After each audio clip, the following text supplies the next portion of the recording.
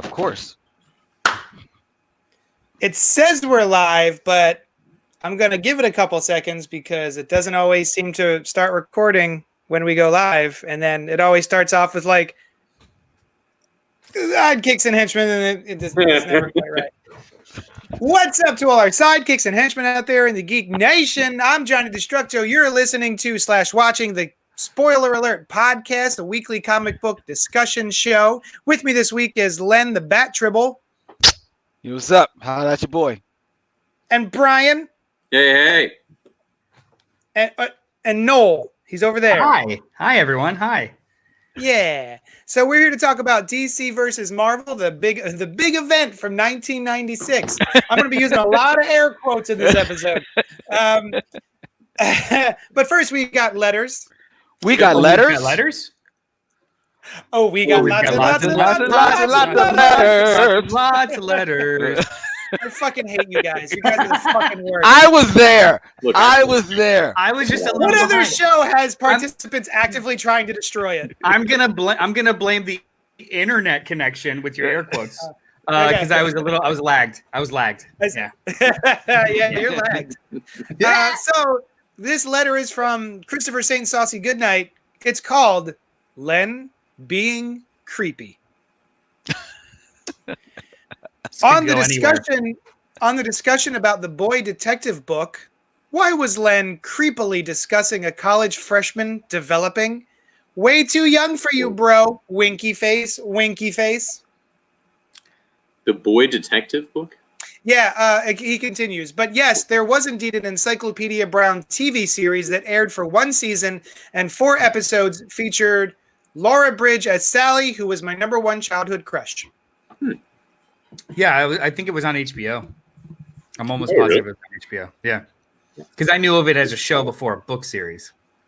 Oh, really? Wow. Yeah, because I never learned to read. Oh. It's true. Really well. For this show, I always FaceTime with him. Yeah. And like I'll show him. We go through the books. I'll read it to him.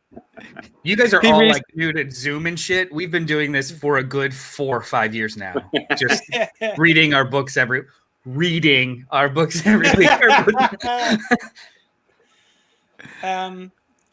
All right, let's see. I'm bringing up the live thing on Facebook so I can see if anyone comments. Oh, I'm turning down the volume. Oh, there's a comment. Tim says, "Practice, gods damn it." Okay. There's no way to practice when people actively try to mess it up. Yeah. No, I thought he meant with Noel with the reading. Oh, I thought I thought he meant when we're going live. Yeah, I thought he meant the song. Just the fact that he could be telling us to practice 18 different things means that maybe we're not smooth. Maybe. It's true. It's true. It's part of the charm. Maybe we're not smooth. Oh, God. Oh, this is kind of neat. I'm looking at the Facebook feed, the live, and it's actually doing subtitles. Yeah. Oh, yeah. Are you not doing that? It's not accurate. You It's did not that. accurate. All right. So thank you so much, Chris St. Saucy Goodnight, for writing us in. If anyone else wants to write us in, you can email us at cultpopgo@gmail.com. And yeah, Tim Hershey says it was about letters. He wrote it in quotes. I'm refilling my coffee because for this conversation, I need to be wide awake. Sure. Oh, get me one. Mine's already cold. That's the problem with hot coffee, is it then gets cold. Actually, you know the way to fix that is to just learn to love tepid coffee. Yeah. There's something wrong with me because I like hot coffee and I like iced coffee, but I do not like middle ground coffee. Yeah. You're like the extreme, JD. You're a man of extremes. If I have a big mug all day, like a thermos, I'll drink it until like 4. Even though it's room temperature, it's just like, all right, cool. They have. No, I'll do that, but I'll have to put it in the microwave 9 times. Nope. What about those heated mugs? How would you feel? They don't work. They only work for like 3 or 4 hours. I'm talking about like 3 or 4 hours. Yeah. If it's 24 ounces of coffee, I don't usually chug it. Yeah. So DC versus Marvel. Now, Len, I wasn't big into this series when it came out. I don't think I was particularly interested in this series when it came out. But were you interested? Were you buying this when it was coming out, Len? I think I did. I mean, it came out in 1996, and it was a big thing. It had been a long while since Marvel and DC had done any type of crossover. Um, so when it was announced, you were like, "Oh, okay, that'll be cool." And it was like the ultimate, you know, bar conversation come to life. You know, who would win, Superman versus Hulk, and Batman and Captain America. Oh, the age-old question. I can't go a day in my shop without hearing who would win, Wonder Woman or Storm. There were some they were made up for a specific bar. The age-old 1996 specific question. Yeah. Yes. Who would win between Tim Drake and Jubilee? But right. I mean, Teenage Hormones won that battle. Yes, they did, and that was probably one of the better things to come out of this series. I do remember when it came out, immediately being disappointed because I am not a Dan Jurgens fan at all, and seeing that he was not only, because he had become for some reason the poster child at DC, not only was he the writer but one of the artists selected for this thing.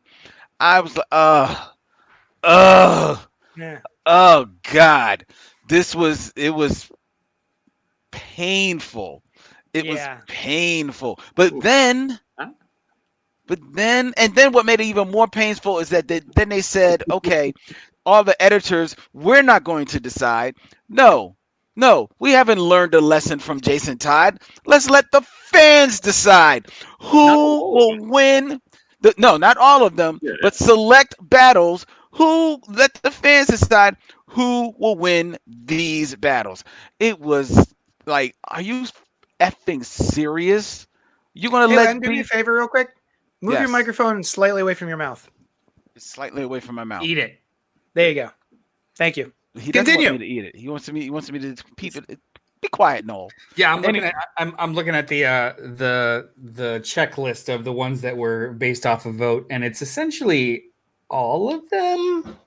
Was all of the big ones that you saw play out in issue? I mean, some in 2 and some in 3. Which ones weren't dictated by the audience is I guess what I'm getting at. The Thanos and I'm just remembering that from back then. Like, the Thanos Dark Side one is not in here. Yeah, I don't think what, Brian? Dark Side is in there. I'm just remembering that from back then. Hearing at the time that it was like half and half or whatever. But we didn't have the resources now that we have now to find that out. Oh yeah. Are you saying it was maybe a fixed vote? It's hard to believe that DC would let Superman lose, right? I always assumed that they were like, okay, this, and this character will win whatever match. But I don't know, Well, I mean, it was garbage. Was it well received, Len? Do you remember? He's out. I think he lost in the viewer vote as to who wins this book or Len. Nice. So let's see. Tim says, I was all about this series. It was so not important, but it was a bunch of fun. And then Noel, I had to respond to him, is also commenting, hot take, because it was so slight, I might have liked reading it a touch more than JLA Avengers. And so, yeah, this is the total opposite of JLA Avengers. While JLA Avengers may have been a bit too crammed full of stuff, this one was like, guys, nothing. We don't need anything. There's just make up. Listen, brothers, guys, it's brothers, and they're fighting, and there's a cardboard box in an alley. Go. Like, it's like, oh, hey, they're metaphors, and the metaphors will fight. And because they're metaphors, you're making it a metaphor in your head. It's fine. It doesn't make sense, but it doesn't make sense on purpose. I mean, shut up. It's great. I thought it was cool. The two brothers, they are everything except each other. I was like, that's an interesting idea. When they that we will never see again as a metaphor. Actually, I want this Access character somewhere else. Like I want Access is cool, yeah. I want in like a year or two, fucking him to show up at the end of a Jeff Johns book. Like, like just a tiny deep cut that he pulls out to like seed something else for 14 years. He did. Well, I remember. And right? Like one time, JD. All Access. Yeah. Wasn't there a series called All Access and it had him as the main character? Yeah. I didn't look. There was. I bet Tim will chime in. Tim, what's All Access? Didn't Access come back? This kid? Because they co-own that character, but I think just one. I think it was DC that published the time that he showed up, or like maybe one other time in some other book that was just a very minor appearance. I don't remember. That was my next question too. Like, if he ever were to come back, where the fuck would he come back, and who is responsible for him, and who owns him, and blah blah blah. Well, I want a quick raise of hands. Who enjoyed the series? I enjoyed it. Okay. I enjoyed it because it sucked. Like, it was so bad. I it. enjoyed it. Does that count? It counts. I mean, Sure. you enjoyed it. Yeah. Yeah, I enjoyed it. I was a little worried because Noel had said in our messaging group that it wasn't so great, and I was like, oh no. But don't take my liking as a victory. I liked it for very dumb reasons. I was just worried. That I was like, oh no, what if I don't enjoy it? But then I found myself going through it, and I was like, I'm breezing through these. This is fun, and it just is all about them meeting each other. You know, like that's the thing. And so like it was less meaty than I remembered. Although I do like the brothers and Access, and I like that kind of story. I thought that was cool. Like the cosmic stuff that was going on. But yeah, I enjoyed it. Very slight though. Very slight. What did you? No, please. What did you think of the Amalgam series? Dope. Yeah, you were into it. Okay. Yeah, it was like the Amalgam series is always what I remember when this came out. I was real excited about it, and it lived up. I loved it. You know, it was awesome. DC and Marvel were meeting. You know, it had happened way before I was reading comics and like the Superman, Spider-Man, but that was like an old thing and different. They always existed together in that universe. So it was cool. Actually, I remember being annoyed at a couple of the outcomes when I was first reading it, that now I was like, oh yeah, that makes sense. Silver Surfer, Green Lantern. I'm like, yeah, that I could see that. Whereas I think at the time, I don't really remember which ones I was annoyed at. Although I remember the Flash Quicksilver turning out completely differently. I remember Flash losing, and I was pissed at that. And I read it, and I was like, oh, sweet. The Flash won. That's interesting. Yeah. I have a question. No. Would this be good outside of nostalgia? Yeah, so that's when you said that, I was like, oh, is that the only thing? And then as I was reading it, I was like, some fun superhero action. But cool. Everything you just explained was how you felt before and remembering how you felt before. That's nostalgia. Would this be good outside of nostalgia? But that's because I was talking about, in answer to JD's question and Len, you saying like when it came out, this is how I felt. So I went down that track. But yeah, I found myself like, oh, sweet. Just like back then, but now again. Nostalgia. Oh, no, just like back then, but now again. When Wonder Woman picks up the hammer, I was like, cool. Wonder Woman picks up that hammer, right? Mm-hmm. So a repeat of it, but not just remembering. Although that happened as well. I can't turn it off. I enjoy remembering as well. But this is not this is not an indictment of what you like. I like a lot of stuff purely based on nostalgia. Sure. But if you don't have that specific bone, what does this offer? Let me respond with, how could I possibly answer that? Well, exactly. Right. And let me respond with, it was a metaphorical question. All right. Yeah. But no, I thought it was a cool, good story. There were definitely some but it wasn't like an involved philosophical tale. It was just superheroes meeting up and not wanting to fight, but they had to. Yeah, that's what I liked about I enjoyed reading it more than I enjoyed reading JLA Avengers because there was a level of this doesn't matter that made it easier to kind of get through. Like JLA Avengers was very intense, but also cheesy. And it was just it was a lot. It was just a lot. And it was a lot in a small amount of time. So it felt like it was being shoved down your throat. This was just so slight and so silly that it was like, oh, this is pretty easy to read. This is fun. This is fine. I got to, go ahead, Len. I was going to say that where I hear you on JLA Avengers definitely is more involved and to a degree more convoluted and everything, but its storytelling and its imagery reminded me, at least me, of a certain time in comics, and a time in comics that is, you know, now looking back on, is remembered for the most part fondly. Yeah. Whereas this crap reminded me of a time in comics that is looked on rather accurately as crap. So I couldn't. It was slight because the story was slight and BS, and it was ugly because the art was gross, very misogynistic, and extremely inconsistent throughout all four disgusting, silly issues of what should have been a monumental accomplishment of these two companies. And we're not even getting into the character designs or any of the Yeah. decisions of these dumbass battles. That's the thing. Everybody's stuck in their 90s costumes. And you're like, oh, man. Yeah, like that is not Thor. I don't care what they call him. That is not Thor. Let me clarify. I don't think if I had to pick which one is better, it would be JLA Adventures for like 20 different reasons. But when it came to this is your assignment to read, one of them I had trouble and had to take breaks. The other one was just like plowed through, and I actually enjoyed some of the amalgam. So I was like, all right, this wasn't so bad. It's fine. I felt that I had to take breaks from this. I could have read all of it last night, and I was like, you know what? I'm just going to leave a couple for tomorrow morning. I'm okay.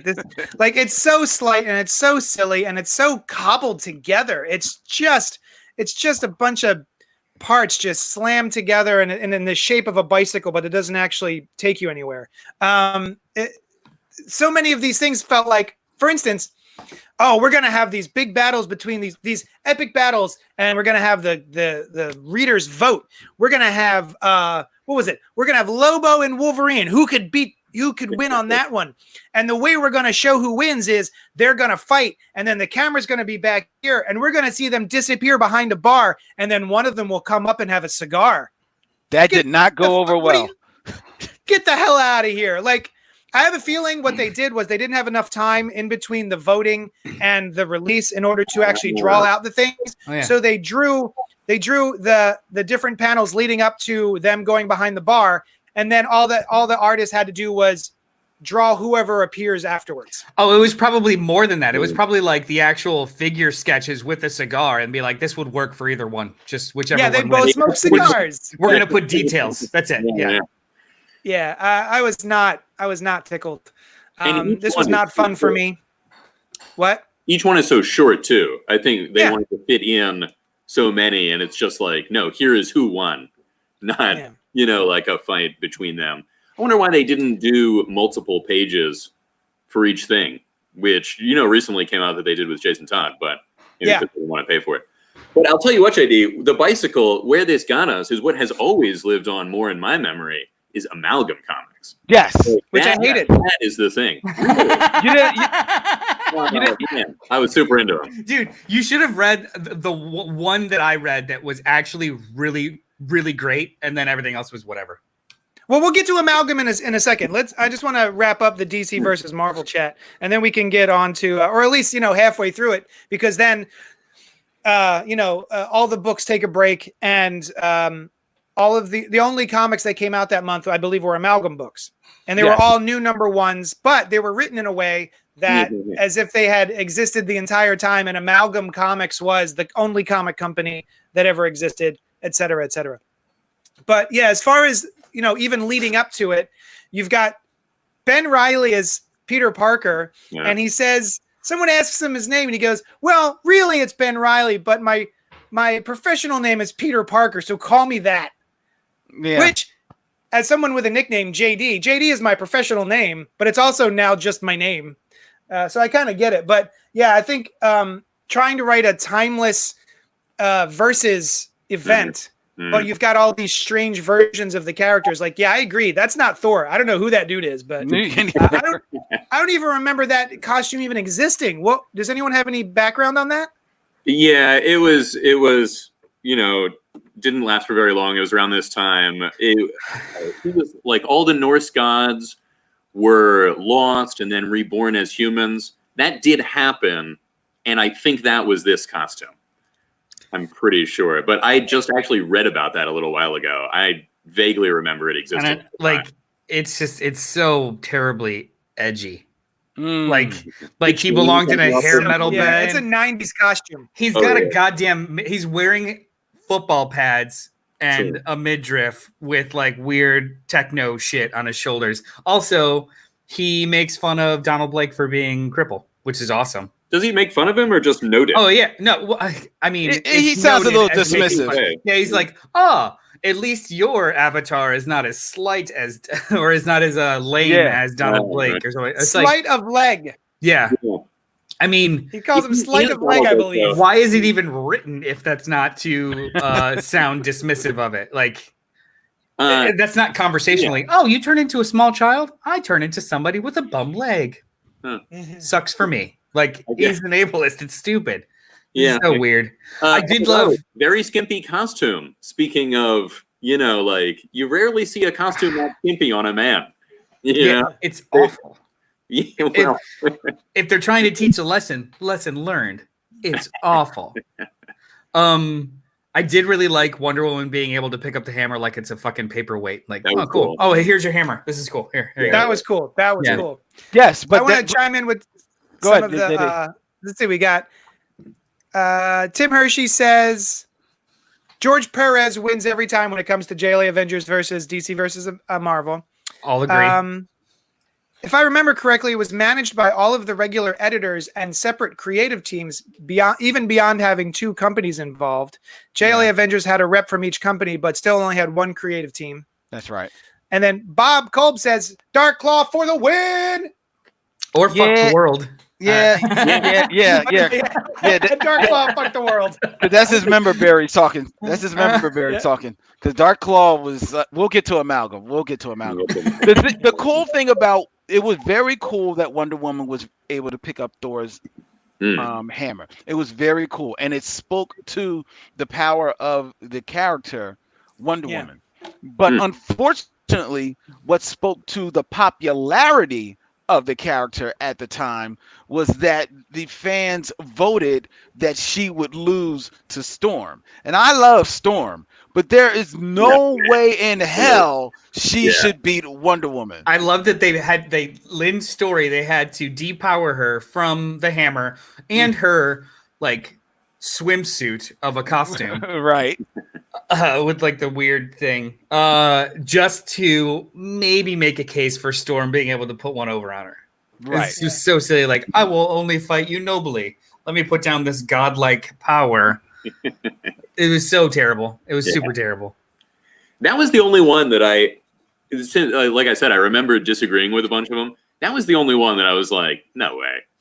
There's no way that would happen. I feel like all the other ones, I could see it. Almost definitely. Like the Silver Surfer Green Lantern, it was appropriate that one was only 2 pages. Because like if that is expanded any longer, it would have been BS. Yeah, they didn't even. Kyle could have beaten him later, maybe. But looking back, I'm like, what, like as Ion, or like right after the original like Power of Ion storyline when he was just like better at wielding the ring, like that kind of thing. Yeah. But what were you gonna say? No, I was sad to see GL go down, but I was also like, it's a fucking Silver Surfer. Yeah, I was gonna say like he would just do this. Yeah, and he's real early in. He's like a few years after getting the ring, which is like a couple. I mean, in comic book time, it would be like, I've been doing this for 6 whole weeks. Right. I was just gonna say, they didn't even have Thanos and Darkseid fight. They were just chasing each other. Right. Yeah, I guess. Like, we're not going to bother trying to figure this shit out. We're just going to move people around. I like that it was them, though. Like, I like those sort of like in universe or like out of universe things. Like Thanos is often considered a knockoff of Darkseid, and Darkseid calls him on it. Yeah. Can we talk really quickly about Robin and Jubilee? Yeah. That's my favorite part. It was nice, but then it was creepy, but then it was nice again, and then it went back to creepy. What was creepy? What was creepy? Yeah. They're how old are they? 16. Yeah, teenagers, I guess. Yeah. So they're like. First of all, it was like Jubilee just sees this cute boy and he's like, he's mine and I love him. This was like a knowing him for an hour, but then at their fight, it's so you're gonna untie me now, and he's just like, and then it cuts to black, and then they're in Paris on a gondola. It was like it escalated super quick, and it wasn't cute anymore. It was like 45-year-old men talking about kids. It was weird. Oh. I don't know. I didn't feel that way. I thought it was cute. Yeah. I read that like 16-year-old romances. Yeah, exactly. Plus, I they're don't like drawn 16-year-old from each other romances. because of their universal similarity. You know, like that point was pretty. Oh, so it's like your sister or your cousin. I mean, if you want to get down like that, it's fine. But No, I think it was really only their fight that kind of was like, oh, stop it. Like that last line of dialogue. I'll find it. That last line of dialogue. Yeah, I mean, like, presumably Dick Grayson is a super excellent guy. Oh, it's Tim though, right? It's not Dick. It's Tim Drake. Tim Drake. It's Tim. They're It is all Tim. fantastic people. Like they were just in a situation. He had just beat her. I'm sure everything was cool. He's I didn't think that they slept Right. together. It was. I thought it was just. right. I read it as like a sexual connotation. Like, you gonna untie these ropes, and he smirks and smiles, and it cuts to black. No, I thought it was just Probably read like it them as a sexual flirting and connotation, making but- out. Like very flirty, but like everyone seemed on board. I guess that's what I meant. It wasn't, you know. Yeah. Yeah. It was awesome. My No, actual. Go ahead, JD. I was just gonna say I love that. I laughed out loud when it was like everyone was fighting, and then it's just them two hanging out, making out, or whatever. Like, all right. Yeah. This Yeah, we cool. got to do this now. Yeah. Plus, Yeah. also, I want to say, like, assuming that Tim Drake or anybody is a great guy in the real world is not necessarily what you can do, but here, because we know these people from an omniscient level, basically, like we know that as a character he is a good person, and you know wouldn't do anything untoward. Is why I feel more free to make that statement. Hang Like, on. not to discount it, right? I am not saying that that's what was creepy about it. Oh. I just no that he would take advantage of somebody that's tied up. Come on. Oh. No, it was more along the lines of just like a beat too long to make it seem like a touch too hypersexualized for two teenagers who just met. Like it was the dialogue itself was you are I'm sorry, no, it's not true to life in a book like this. You are planning on untying me though, right, handsome? Since you put it that way, ... and he winks. Like, yeah, all right, cool. Oh, yeah, it didn't bother me. I thought it was cute. Yeah. Yeah. My- It was the two of them flirting. So Yeah, continuing their flirting, like letting them know that the fighting didn't get in the way of how they were feeling for one another. Right.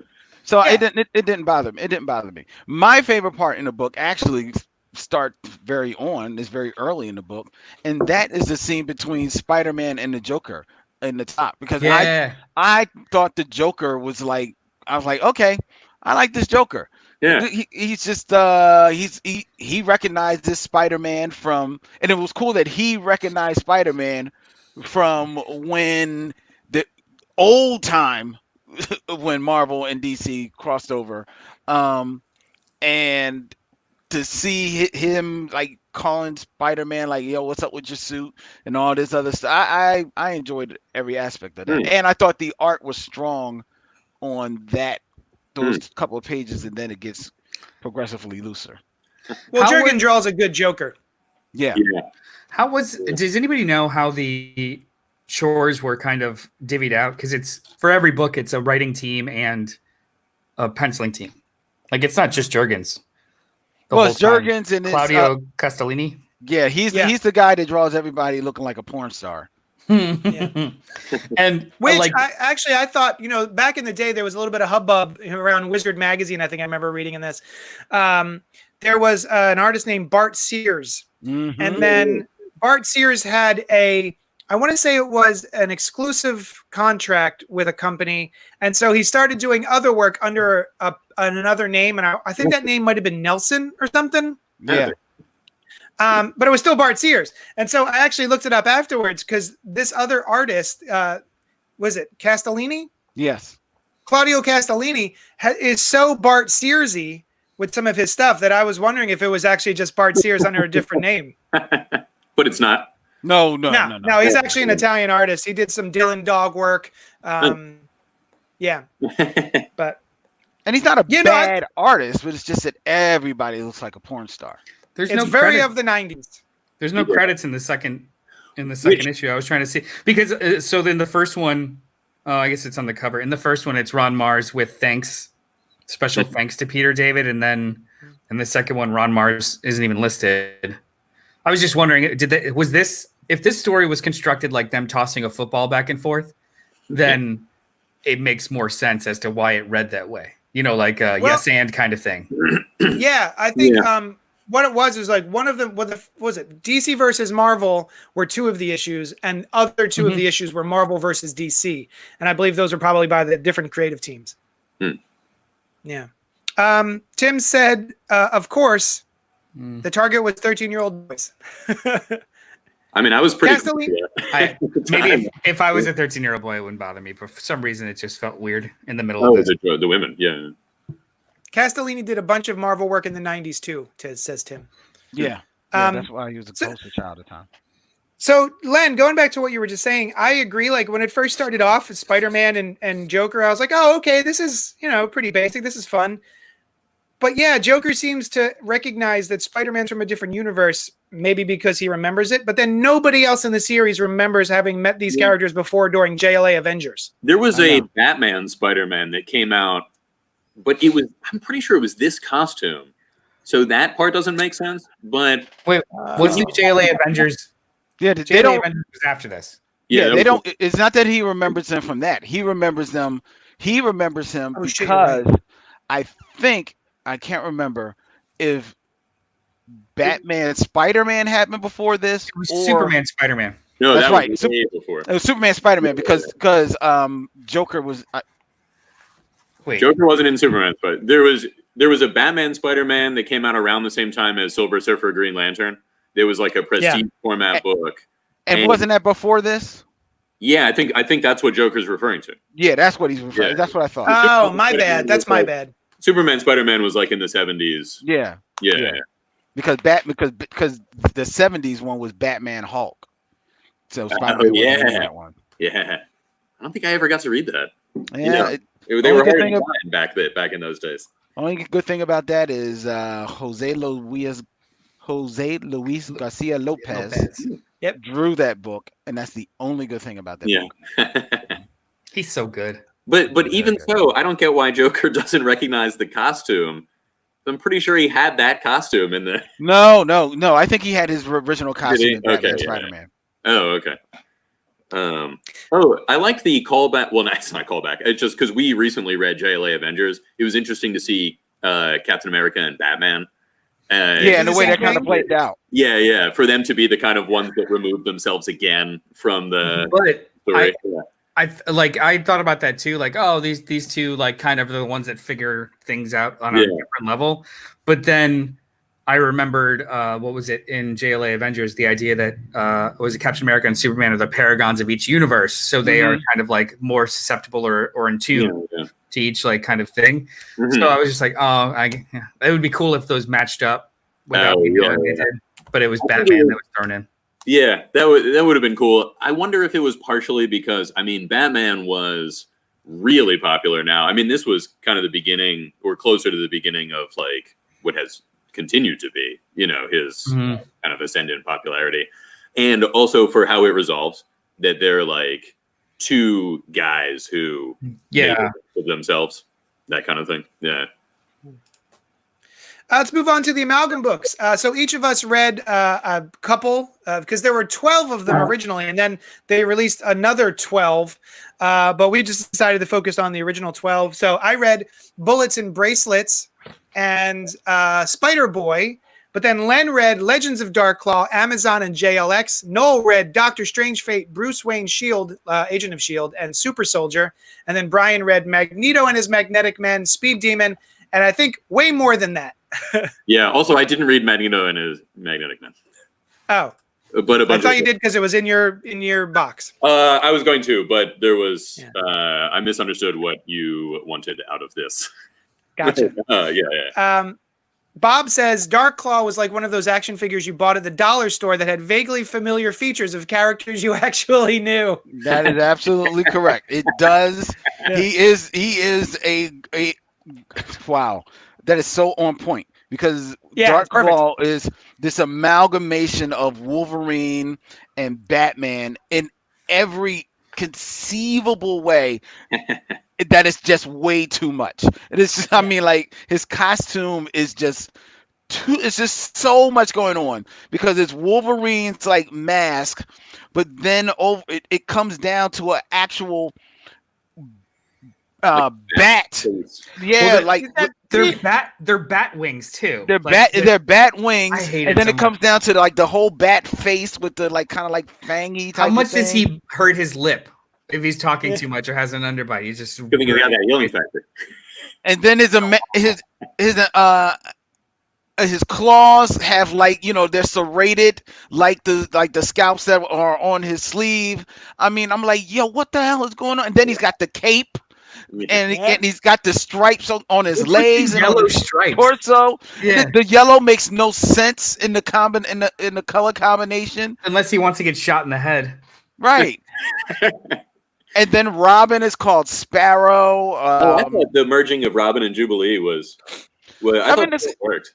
it's kind of cool, but I mean, but then the Joker is now Creed, and he's Joker kind of mixed with, I guess, the Jackal. Oh wait, I thought it was the Joker and the Creeper. They were hyena. Right. together. No, I think it's Joker and Sabretooth. And they're just It's Joker and called- Sabretooth. Yeah, Because yeah. that's why he's calling him Creed.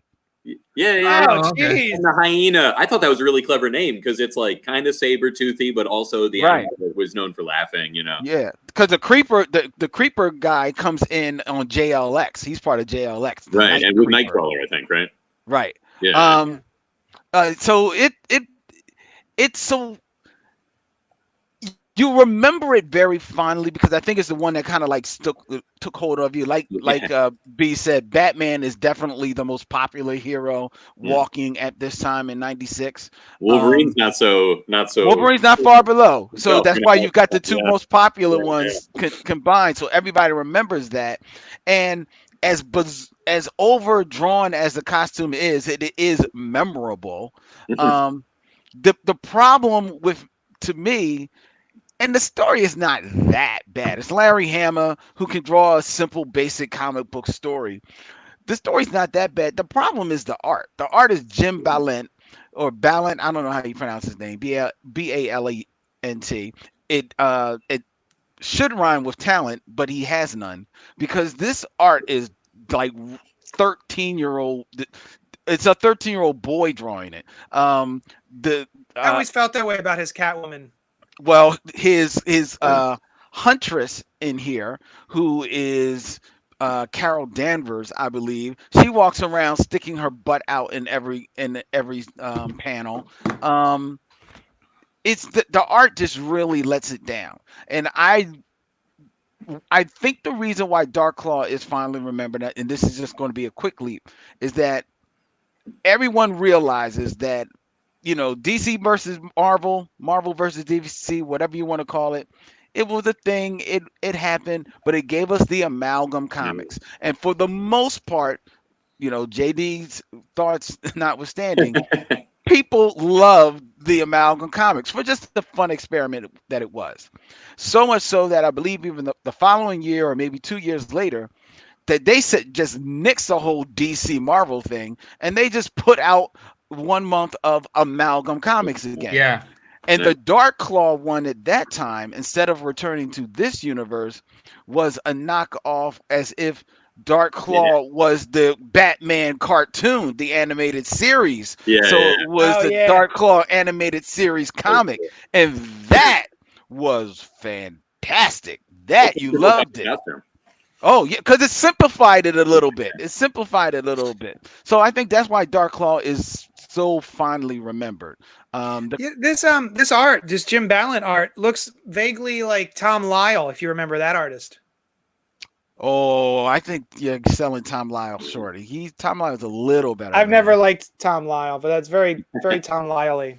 Is it? Well, I just know everybody got the same face. It's also it's very of its time, and I think that's one reason. So this was the book that I think disappointed me the most because I think, like you, Len, I remembered it really fondly. Like Batman and Wolverine combining was like an inspired choice, and all that stuff. But looking at it, I was like, this feels like reading a '90s Batman comic, and I was not that into '90s Batman comics. Yeah, me neither. And the art, you wouldn't have noticed it at the time. Like that wouldn't stand out in your mind because it was just normal. And then reading it now, it's like, this is not. This is not. Look at that mask. Look at that mask. Yeah. What it's There's so much happening. All right. So the costume being cool and looking at it, it's. But again, like in the Batman Adventures one, it's simplified, and I think it is cool. What's cool? The costume, like in my mind, I remembered that being really cool, and I started reading it, and I was like, wow, I'm not as into this as I was. So that was like the biggest drop for me in my. It was the following summer, 1997. They just did 12 issues of whatever they wanted. It wasn't related to anything else. So part of me thinks like because of our ages, for most of us, that might be the summer or the nostalgicness that this is like the seed of that, but it was really that run of books that was like, ooh, amalgam. Like it wasn't this shit. Oh no, it's definitely this shit. Like Super Soldier, Super Soldier. You know what I mean? Like for me, but I'm slightly older than you too. I remember. Yeah. No, I'm older than you. Are you? Yeah. Yeah, you're the baby, B. Yeah, I remember. I remember the Batman animated series looking cover for Dark Claw. That's what I remember on the racks, not this stuff. Oh yeah. Interesting. Oh yeah, Super Soldier was always the one that was the main one for me. Not the main one, but just he's Superman. Yeah. Well, so that's Legends of Darklaw. How was Amazon? #1 by John Byrne and Terry Austin. The Amazon actually is not that bad. It's not as bad as I thought, as I remembered. I remembered liking the art because it's John Byrne, and it's John Byrne, not at the height of his powers, but he's still Byrne. But it's not that bad. It basically is, it's supposed to kind of catch you in the middle of an adventure, but it uses this fight between Amazon, who's this amalgamation of Wonder Woman and Storm, to give you her origin of Ororo. I can never say her name. Ororo. Storm. Right? Ororo is how I always. Yeah, Storm being rescued on Themyscira by Hippolyta and raised alongside Diana Prince, and learned and taught how to develop her powers and everything like that. Now you don't learn from this comic book why she is anointed as the Wonder Woman, and has the garb, but you at least learn how she got to Themyscira, and there's you see that Diana Prince does operate in this universe, and there's another amalgam book where you see exactly what her character turns out to be in this universe. But it works for what it is, and it actually is kind of cool in that there's not a great big battle, even though there is action. It ultimately is reasoning that wins the day in this battle, which speaks to Wonder Woman being this more reasonable person. This is certainly not the warrior Wonder Woman that we've seen later in the 90s and in the 2000s. This is more classic Wonder Woman of the time, which makes sense being mixed with Storm. So it's is there a reason she's got cat eyes? That's the way Storm has always kind of been. Now Storm has no pupils, right? Only when she's using her powers, I think. Yeah, I think it's technically it's only when she's using her powers. But in your defense, JD, some artists have not draw her with not as sure a footing, so they will draw her just kind of in repose still with the regular, no pupils. But technically, she's only supposed to be like that when she uses her powers. And then you read JLX by Gerard Jones and Mark Waid with art by Howard Porter. How was that? Oh, that's a convoluted piece of mess, man. It's fun. It's fun because right from the opening page, it's the JLX, which I don't know if you actually ever learn what that's supposed to mean. But you're introduced, what you learn, oh, that's right. They are an offshoot of this universe's JLA, which are I think, Justice Liberator Avengers or something like that. Judgment League. The Judgment League Avengers. Yes, right. Judgment. I knew it was something. Yeah, the Judgment League Avengers? Yes, it's even more like violent than just calling yourself the Avengers. I know, right? Judgment League Avengers. Why bother with the league part? Just exactly. Judgment Avengers. Yeah. Exactly, man. Or Judgment League. Judgment League would also. Yeah. A lot easier. But it's kind of cool because the Judgment League is Super Soldier, is Dark Claw, is Captain Marvel, which is Shazam and the actual Captain Marvel from the time. There's a Hawkeye who I imagine is Green Arrow and Hawkeye. So you got all these cool, amalgamated heroes right there, and they're going after their team. The members of their team that are kind of like run off, who you learn are the mutants of their team, which led by the original mutant, the Mariner, which is Namor and Aquaman together. So I thought that was kind of cool because that's the first, I hadn't remembered that. So that would have been the first iteration to me of Namor looked as possibly a mutant, and then they kind of like allude to that the Atlanteans may have also been like mutants as well. You laughing at Terry Leahy? I just saw Terry's comment. Lobo got robbed. Lobo did get robbed. I think no one won that fight, including the readers. No, nobody did. Nobody did. So the JLX it's fun. It's convoluted. Some of the story beats are kind of interesting in that there is the Rogue is kind of like, I forget, she's called Runaway. I have never been able to figure that out. I couldn't figure out who she's the amalgamation of. Yeah. Me neither. I mean, I know it's Rogue, but I don't know who on DC she's with. She has black hair and a black jacket as opposed to brown hair and a brown jacket. I didn't read this one, so I don't remember like what her powers are, but I have never. Yeah, she has Rogue's powers, so she's able to strip away people's powers. All right, but she's amalgamated with someone, and I can't figure who. Oh, could it be Gypsy? Runaway, Gypsy, the cat. Oh, Gypsy, you're right. Avengers, and her name is Runaway, and yeah, she could like blend into the background. But so basically, she has black hair and a black jacket. Is the and she's Rogue, basically. Oh, Tim says Gypsy. Yeah.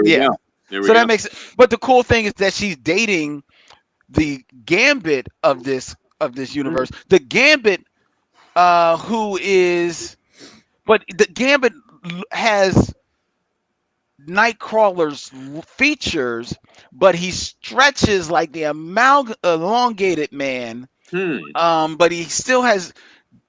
He has Gambit's kind of like powers, but he has Nightcrawler's features because there's a Night Creeper. Wait, is he supposed to be like, what is it, Obsidian or something, like the JSA character? Oh, so Tim that's who got it. he's Tim mixed just up. tweeted. Yeah, Tim just commented Obsidian. But you wouldn't know that because he's drawn like Gambit, so you're thinking that he looks like he's Obsidian with the trench coat. It's cool. Yeah. It's cool if you know that it's Obsidian, but I forgot all about Obsidian. I mean, these books are only for deep core nerds. Oh, Terry said, did anybody combine with Hal Jordan? No, because Hal Jordan wasn't around. It was Kyle Rayner. Somebody did in Speed Demon. Oh. Yes. Oh, which I didn't read. Okay. That's a perfect segue. There we go. It is, because trust me, I've said enough to be said about JLX. Now, hold on a second. Len, which of these did you like the best? Oh, that's a good question. Dark Claw, Amazon, or JLX? I probably, on the whole, like Amazon. Amazon was more of a complete complete package. You Hmm. know what I mean? So Yeah, I would say Brian. Amazon. Yes. Tell us about Speed Demon by Howard Mackey, James Felder, Salvador LaRocca, and Al Milgram. All right, so Speed Demon was always the one that I was the most disappointed in. Like from back when it first came out, I always felt it was like the only stumble of the Amalgam line. And it's the Flash combined with Ghost Rider and Etrigan, which is an unusual pairing. And I feel like the only reason is the name Speed Demon. And like he doesn't really do a lot of super speed stuff either. It's mostly Ghost Rider Etrigan stuff. And also that there were two generations. There's Johnny Blaze and Danny Ketch was, I think, Ghost Rider at the time. And then Barry Allen and Wally West, right? So, and it was not great. Like, I also did not enjoy how the story progressed. Real quick, the Hal Jordan thing is, the opening of the story is he's in an alley. He has been framed by Uatu the Guardian for having killed the rest of the Starbrand Corps. And he's in like a green suit. And he's got a Starbrand on his across his eye. And they use the words New Universe, like Uatu used it. And I was like, like New Universe, like the thing the Starbrand is from. And and then Speed Demon shows up and kills him for doing the thing that he was framed to have done. So, I didn't get a chance to read this, but I'm like skimming it. In the first 10 pages, there's roughly 4,000 text boxes.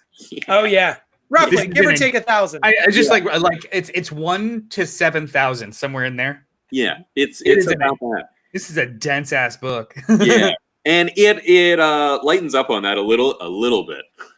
Just a little bit.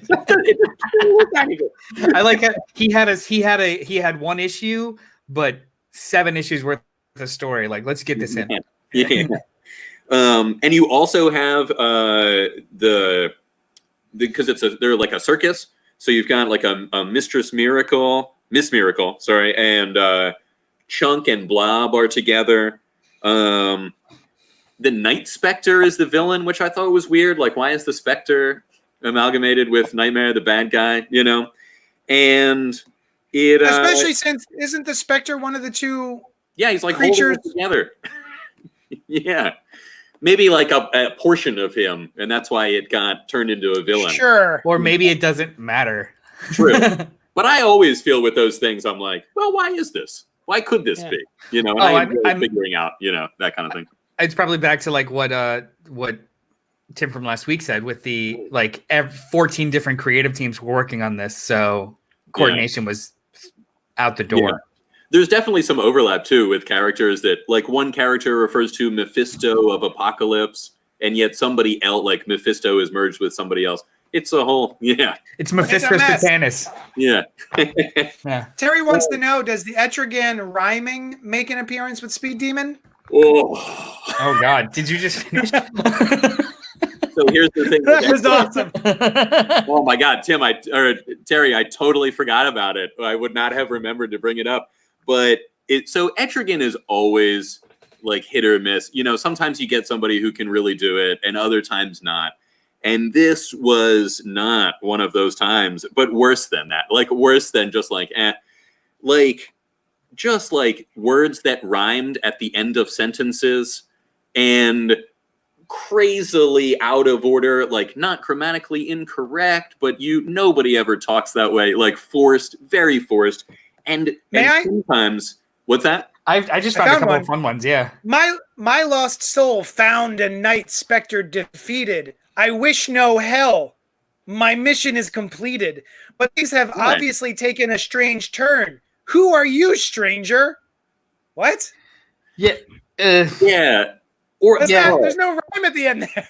He just drops it. He just forget. Well, so actually later on, it turns out he doesn't have to rhyme. Oh, but also sometimes they're just like near rhymes, and they're not even that near. It's like if you really, it's like peace and rest or something like that.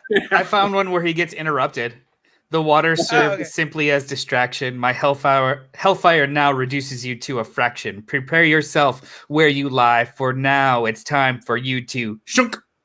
I bet it's really bothering him. Like when he, Yeah, that's why he kills him. Yeah, he didn't finish the run. Yeah. So he is Jay Garrick. Etrigan is actually Jay Garrick. Somehow he is like, he drops his rhyming at one time. He is a soul. Iris was killed, and Blaze Allen is trying to free her, who they later refer to as the family of Blaze Men. That is the man's first name. It's why would you call it that? And Wally Allen is his nephew, and so it's right there. And so Jay Garrick was one of these pure souls of good or evil that the Night Spectre was collecting, and it somehow, I guess he was just the Flash before, and now that's why it's partially blue. I guess he is the demon empowering Blaze Allen, but his soul is then freed. Wally West becomes the Danny Ketch style, and he's got a motorcycle. His costume is pretty cool. It's just a red and yellow version of Ghost Rider, really. Red on top, yellow on the bottom. And it ends, that's probably the best design of the book. It ends in an interesting way where the Night Spectre has bonded with a human, just like the demon Etrigan has. And Wally's like, because Blaze is like, you shouldn't have done this, Wally. It's a curse. And he says, well, the Spectre, somebody said, Merlin said you'll face your hardest challenge soon, but I'll be near you. But I wonder who the Night Spectre is in.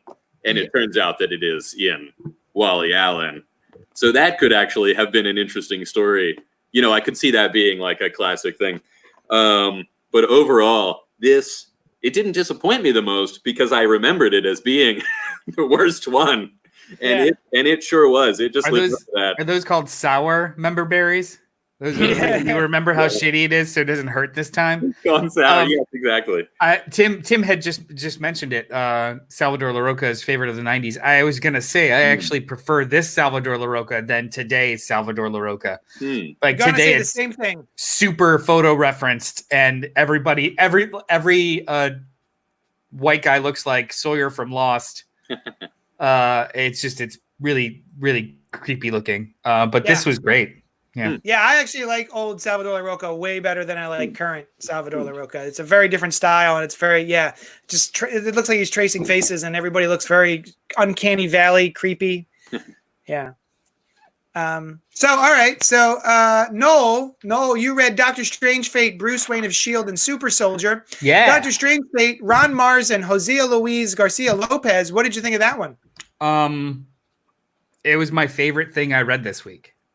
Wow. Of these, you know what? Hang on. Let me clarify that. It's not the favorite thing I read ever this week. Of the assigned readings, it was the best one. This was really cool. Like, Doctor Strange. This was a continuation from issue 3 because one of the main characters is this Access person that's created. So in this new the Amalgam universe, Doctor Strange Fate, which is a mashup of Doctor Strange and Doctor Fate, but under the mask is not Stephen Strange or the other, like it's a mystery. This Access character is being hunted by him, but he sends lackeys to do it. So it's Frankie Rayner, which is like a John Constantine, Kyle Rayner mashup. Frankie Ray. Frankie Ray? Nova, from the Fantastic Four. I don't know what the fuck that is, but okay. Yeah. Either way, she read like a John, or actually she read kind of like a punk, constantly smoking magic user. So I was like, all right, cool. No, I didn't make that connection, but that makes perfect sense. Yeah. And then who is it? Bruce Banner, the Skulk, who's revealed later to be the Solomon Grundy and Bruce Banner mix. And then I like Wanda Zatara, the White Witch.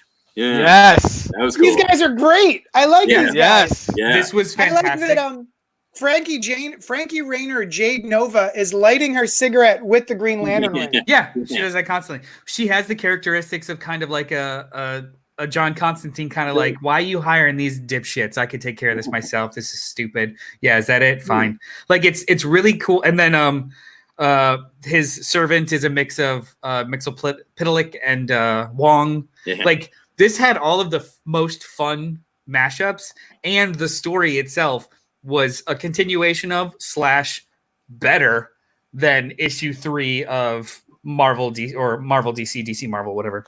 Yo, he's And got a really good point. Like his objective in this is solid. Like Yeah, you can't fault him. His universe is about to be destroyed when Right. this guy realizes that he can separate them again. So he's trying to save his universe at Yeah. the behest of everyone else's.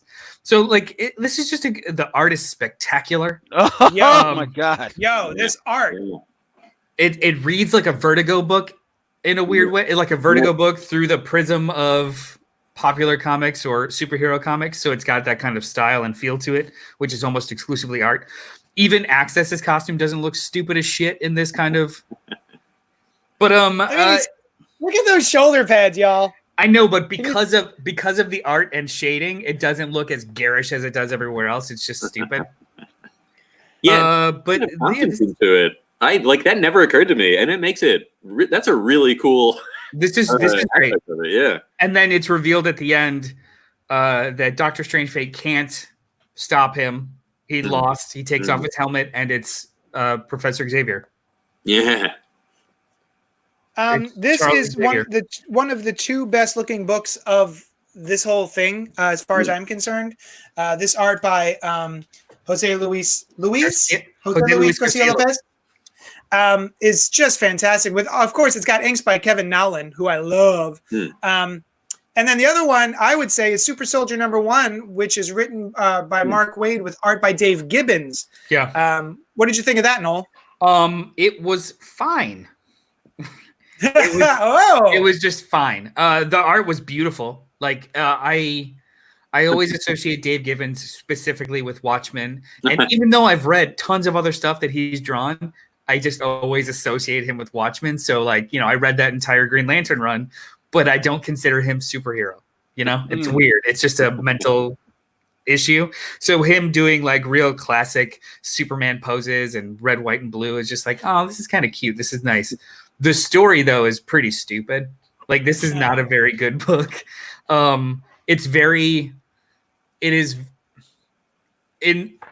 Unlike the last mashup that was kind of like fresh and like the Doctor Strange Fate, where it was like really good combinations that make sense for a story purpose. This literally was just taking the two characters and putting them at each other. This is Captain America, and the Super Soldier Serum was because of the Kryptonian ship, and they reverse engineered that and injected him with that. So it's literally just and how they don't explain as to why it's even a mashup of costumes, because it's essentially just the Super Soldier program with Kryptonian. Why did he have that health shield? Like, where did he get that? Was it part of the ship? It is not talked about. It's just there. Like this is It's weird. That part's this is weird. very reverse engineered lazily. This is not a very good book. But it's super great Looks great, to look though. at. Yeah. Yeah. It's super great to look at. And I love what they did with they mashed up Lex Luthor and Red Skull. So it's the Green Skull, which as a segue, he shows up as the main baddie in Bruce Wayne, Agent of S.H.I.E.L.D. I thought it was cool how written by weaker. Superman. I hadn't picked up on it at the time, but Superman or Super Soldier is weaker now. Just Yeah. like in that time in continuity, he was because of Green K bombs. So it's like he used to be more powerful, and now he's not. And I didn't pick up on the like meta commentary in that the first time around. Yeah, it was pretty dope. Yeah, and then Bruce Wayne, Agent of S.H.I.E.L.D., which was it didn't suck. It was all right. Written by Chuck Dixon with art by Carrie Nord. Yeah, first of all, I like Carrie Nord now versus 30 years ago. I just like his style now because it has changed. This is very I don't know. It's just it's kind of heightened in a way that I think would feel better in a comedy. Like a lot of his facial expressions are very punchline-ish and it's hard to put my thumb on. It's just it feels like this book was supposed to be a parody and it's not written like one, just the way that it's drawn. Yeah, very early Carrie Nord. But it's still good. It's just Bruce Wayne, his parents were still killed when he was young, and instead of go off and train to be a ninja with the League of Assassins, he just uses his parents' money to I I mean, buy Shield. Like he he builds his own army, and then they usurp Shield and blah blah blah. But Nick Fury is still around. It's still his boss, so there's still like a hierarchy. And Tony Stark is a vegetable in a electronic chair that gives them whatever. The only thing that was really really cool about this book is Sergeant Rock and Nick Fury are like friends. They're war buddies that are constantly complaining with each other. And it was like I would rather read that book. I like Moonwing. Yeah, Moonwing's cool. Oh, and he makes up like Barbara is the Huntress in this book, even though Huntress was also in Dark Carol Danvers in yeah. Darklaw, yeah. and also her, associated, I think. Like there's like hints that Logan and Shield or Bruce Wayne are, but they never. I don't think that's ever addressed. no, it's not. This was fine. What I liked the most about this book, it's one of the ones that was constructed like it's the middle of a series, even though it's a number one and it's got a cliffhanger. But I kept reading and I read the fake letters page, which all of these have fake letters columns and they're great. Yeah, it's fun. All the letters in this one talk about how they followed from the last series and they're so happy about this number one starting because I've been a fan ever since Bruce Wayne 2020 or 2000 or 202 to 2013 where he fought the Green Skull for the first time. They were making up fake stats to kind of build this, which I was like, that's fun. This is cool. So like all three of mine that I read, I enjoyed, whether it was for the art, the cute stuff, or both. Like I enjoyed the Amalgam issues a shit ton more than I enjoyed the event. Yeah. The Super Soldier. I agreed. Yeah. The Super Soldier one, I remember like just like like Dave Gibbons doing like pure superhero art, and he could draw a real muscular dude. I'm like, okay, this is kind of interesting. But the story was just like a little cute. I remember liking Bruce Wayne Agents of S.H.I.E.L.D. more than I thought I would, more than I was supposed to, and I think that's because Nord is trying to do like a little knockoff of Jim Steranko's Fury from the 60s, so that felt kind of cool to me, so I was in on that. But then like you read it this time or from back then? From back then. Yeah.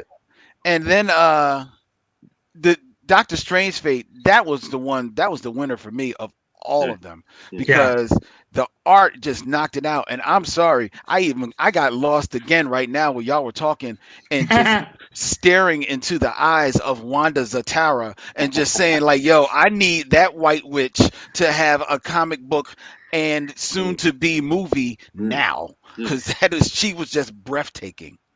Yeah, she is a interesting character, like Zatanna with no morals. Yes, it was great. Yeah. I read.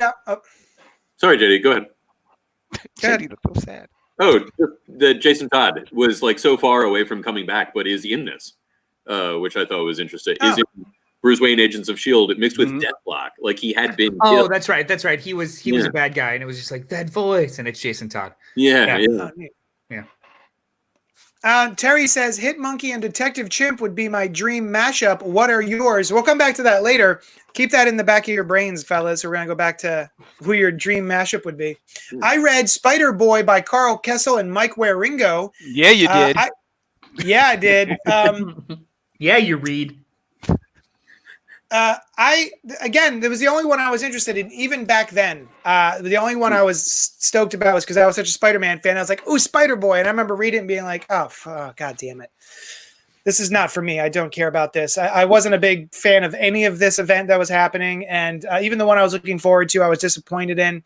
And reading it now is actually kind of fun. Sometimes some of these mashups work better than others. The one I like in this one is. I guess it's Bizarro and Carnage. Mm-hmm. Yeah.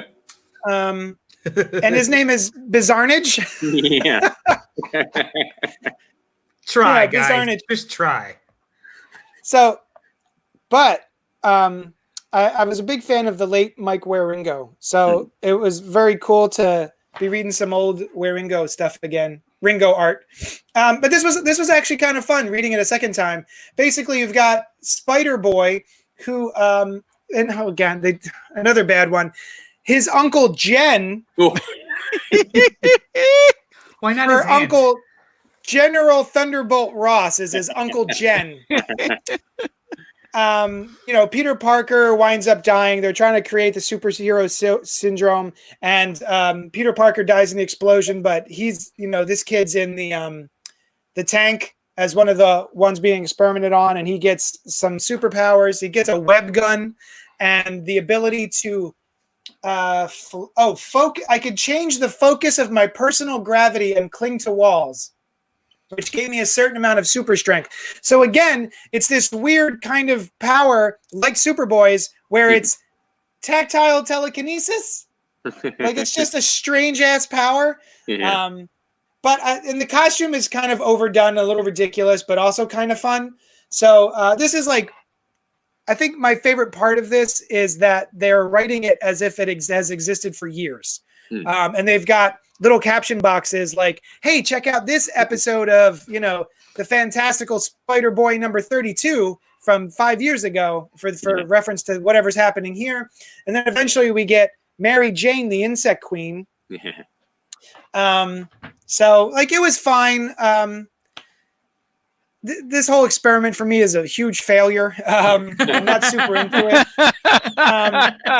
It was fine. Again, like this is an abject failure. like Noel said, though, my favorite part is the letters page where we had people writing in as if this had been going on forever. And one of the things that the writer is upset about, the letter writer, is that there's so many Spider-Boy comics. Yeah. Just like back in the 90s, there were like 50 Spider-Man comics. I like that they were sort of taking jabs at themselves in this. But yeah, this wasn't great. The other thing I read was Bullets and Bracelets by John Ostrander and Gary Frank. Again, one I picked because I'm a huge fan of the artist. I'm a big Gary Frank fan. And he's pretty great work. It's still great. I think the inking is not top notch. Some of the lines are a little too thin and haven't translated well from being scanned in, I think is part of the problem. But again, it was lovely to look at. And again, 1990s, this woman's costume, she's got like a bikini with some leather straps and some running shorts with more leather straps and then a leather jacket on top of it. That was just a costume at the time too, right? That costume doesn't breathe at all. Yeah. But that was just her regular universe costume in that time, wasn't it? Like she was in that shortly before. It's pretty close to what you remember when she wasn't Wonder Woman. I remember. I do remember at the time they like threw her in a like a bolero jacket like that for a minute. It did not last very long at all. But what is I don't remember. That's Big Titania. Oh. The mixture of Big Barda and Titania. This was interesting. The art is interesting because it's still kind of good, but you can still see Gary Frank still trying to find his own style. He's got like there's a couple of images remind me of Alan Davis in here. He's trying to throw off of that style a little bit, but it's still kind of interesting. So yeah, so they took Thanos and Darkseid and they mushed them together in this book. His name, Thanoside. What? You're just literally just smushing things together. It doesn't make any sense. So the only interest I got out of any of this was the art by Ware Ringo and Gary Frank. Tim says, "Oh, Ringo," with a sad face. That was actually almost Diana's costume in the 90s, says Tim. So he agrees with Brian.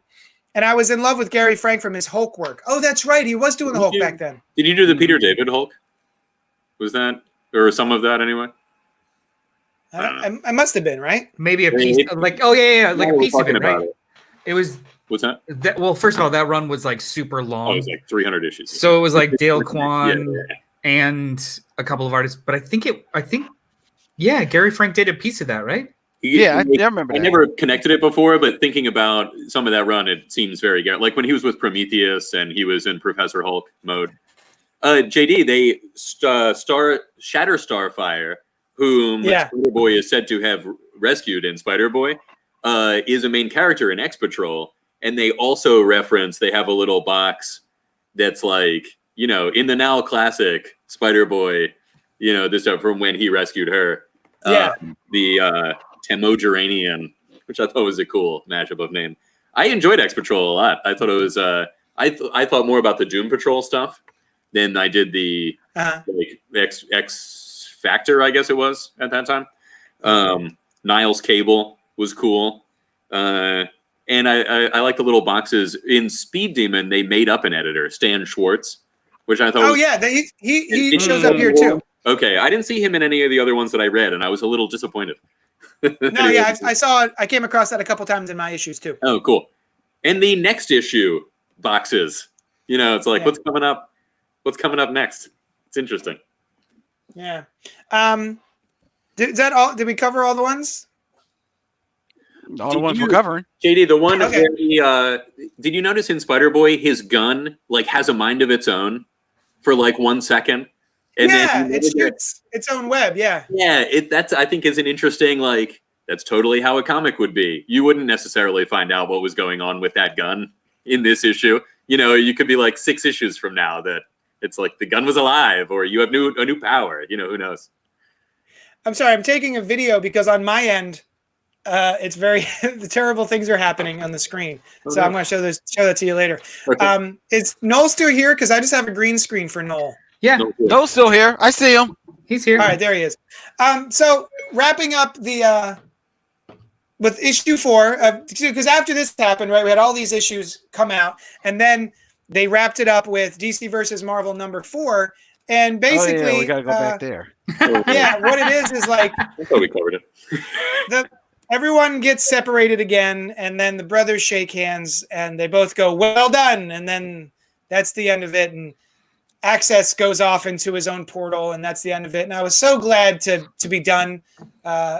Did not enjoy any of this. What did you guys think? You know, I like the big cosmic stuff, and it certainly was not the best example of that. But, you know, the two brothers, that's cool. Them learning from Bruce Wayne and Steve Rogers' kind of journeys, like we had talked about earlier, that, like, they're the two best characters for that to be. Oh, it reminds me, in X Patrol, Dr. Doomsday is looking to gather these twisted, splintered versions of their heroes, and you see the traditional DC and Marvel universe is in there. And so this, you know, this twist and splinter them, exactly what Doctor Strange Fate was worried about. It's Stan. I dug it. It was fine. It's like a Saturday morning cartoon version of something that's supposed to be existential and big. It's fine. Yeah. We didn't talk about it before, and I completely forgot about it. Yeah, I mean, because like it's a Saturday morning cartoon where the sky starts bleeding. But we didn't talk about it before, but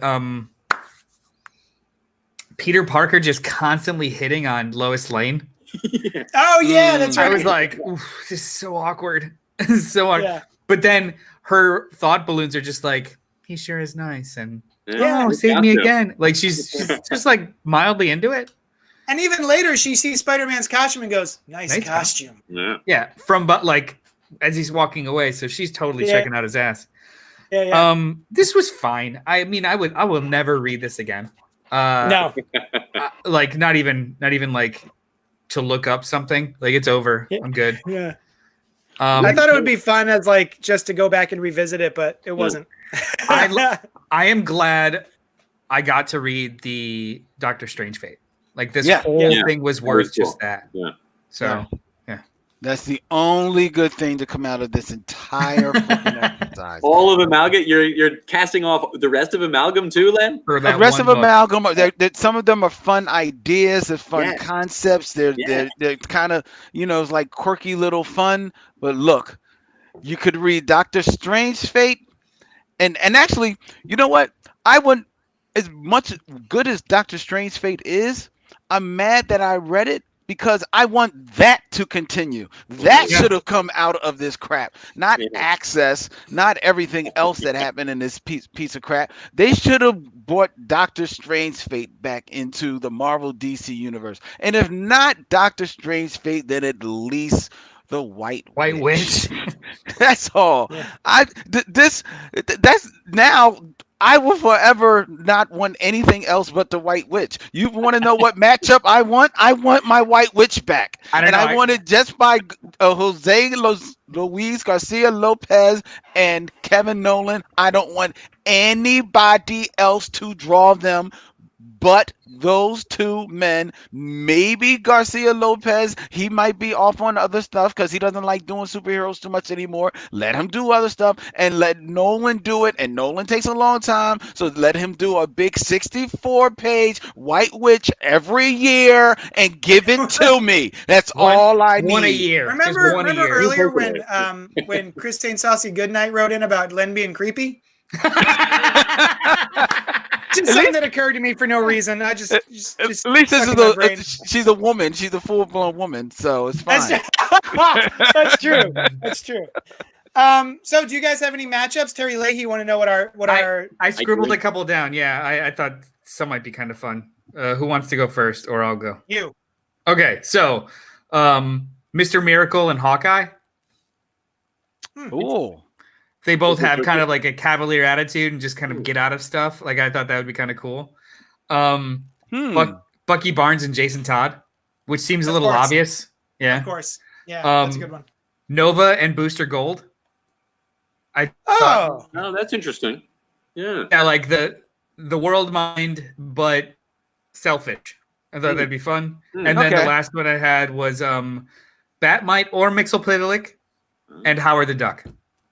nice.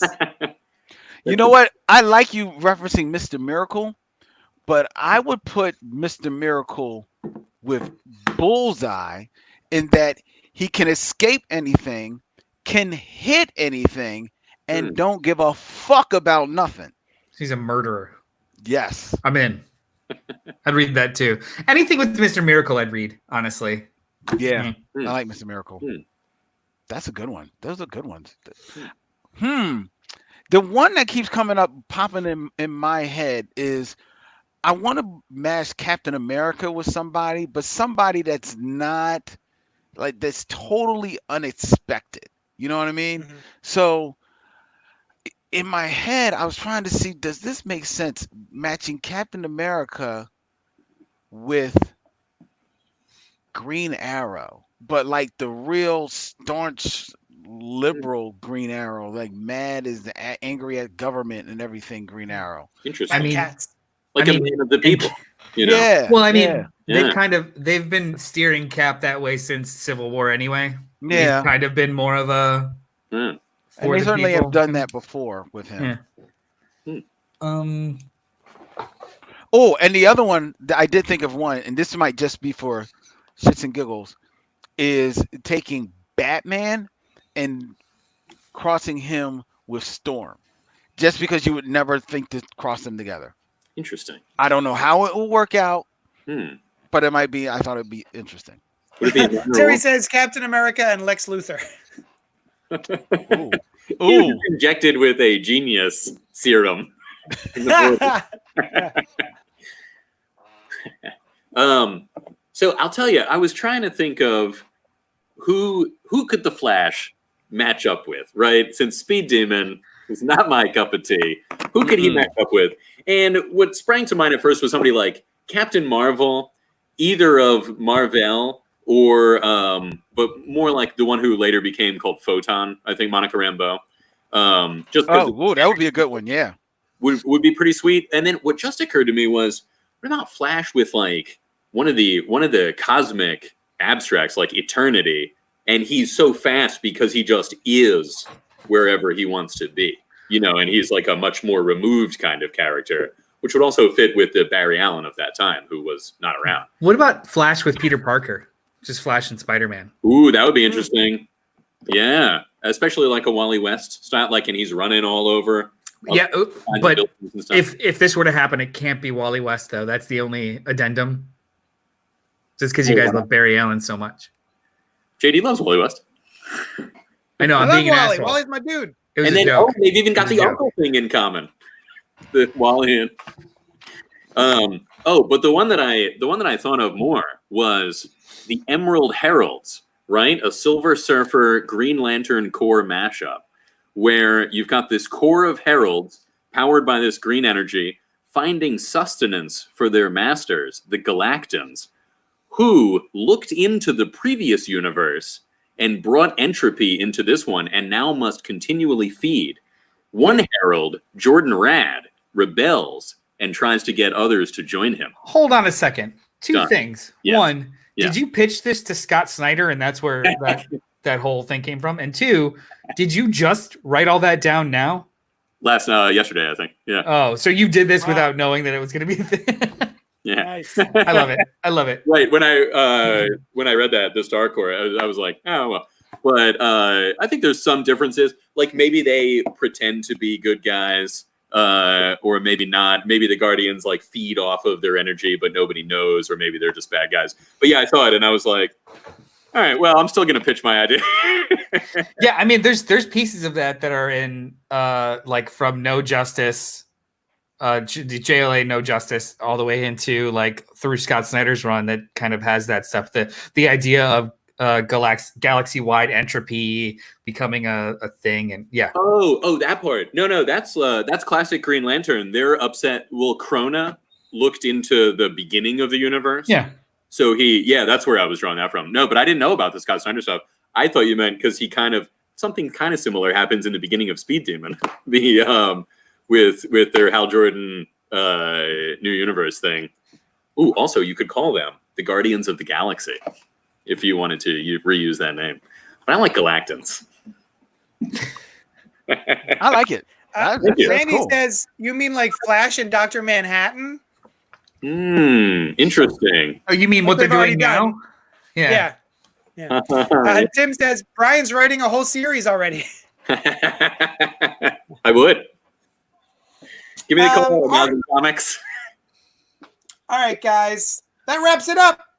All right. I'm so glad I don't have to think about this anymore.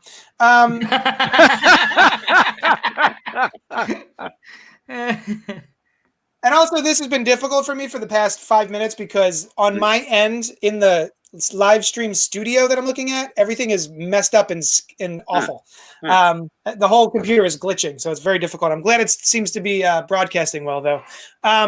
So if you guys want to email us your favorite Amalgam comics, you can email us at cultpopgo@gmail.com. You can go to cultpopgo.com and click on the bright red banner and leave us a voicemail.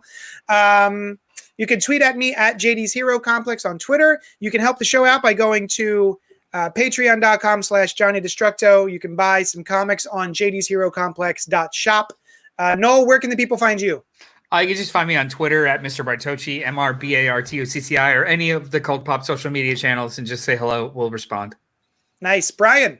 I'm at BrianLeaveDesign.com or BrianLeaveDesign@gmail.com. Oh, real quick. Terry said Flash Thompson and Flash. That's a pretty good one. Hey, there you go. Len?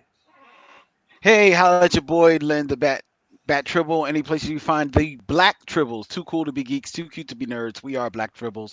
Available on all social medias at Black Tribbles. And you can tune in at 2 p.m. where you'll see some of these, my favorite spoilers. They'll be putting on their gutter talk garb and join with others. Then we'll be playing some comic book Jeopardy at 2 p.m. today on the Tribble Nation Facebook group, as well as on youtube.com/Black Tribbles. Hope to see you there. Thanks so much for joining us, and we will talk at you later.